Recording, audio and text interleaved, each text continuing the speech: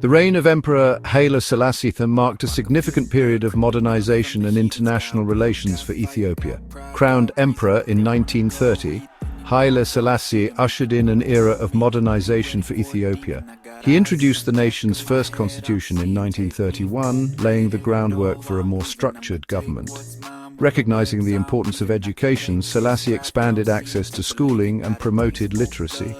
He also oversaw infrastructure development, including roads, railways, and hospitals, aiming to connect the vast Ethiopian landscape. Selassie skillfully navigated the international stage, positioning Ethiopia as a key player in global affairs.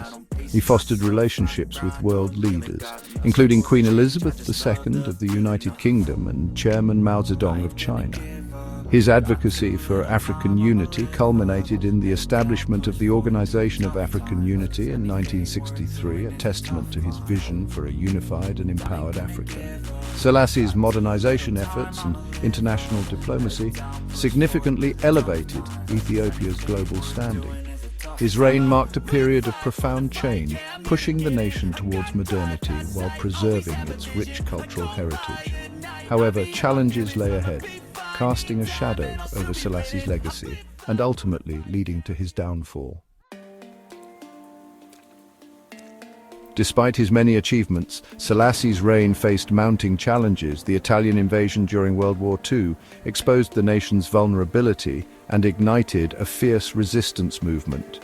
A coup attempt in 1960, though unsuccessful, revealed cracks in Selassie's grip on power. Growing student movements inspired by global calls for social justice and angered by government corruption and inequality demanded land reform and democratic representation. A devastating drought and famine from 1972 to 1975 proved catastrophic for Ethiopia. The government's inadequate response to the crisis, coupled with allegations of hoarding and mismanagement, fueled widespread discontent and eroded public trust in Selassie's leadership. Amidst this turmoil, a military committee known as the Derg seized power in 1974, deposing Selassie and marking the end of his dynasty. The Derg, led by Mengistu Haile Mariam, promised radical change and ushered in an era of communist rule.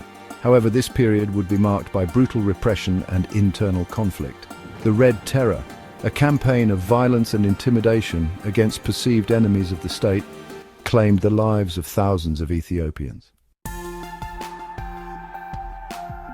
The Derg's rule, marred by economic mismanagement and internal conflict, eventually crumbled in 1991.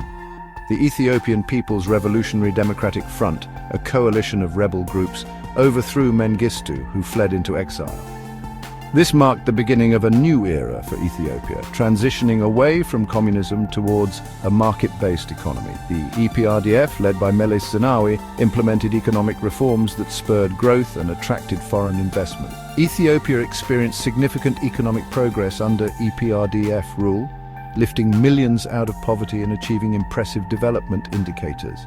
However, this economic progress was accompanied by political repression, with the EPRDF maintaining a tight grip on power and suppressing dissent.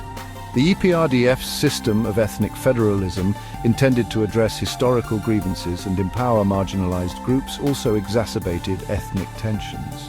Competition for resources and political power along ethnic lines led to sporadic violence and displacement.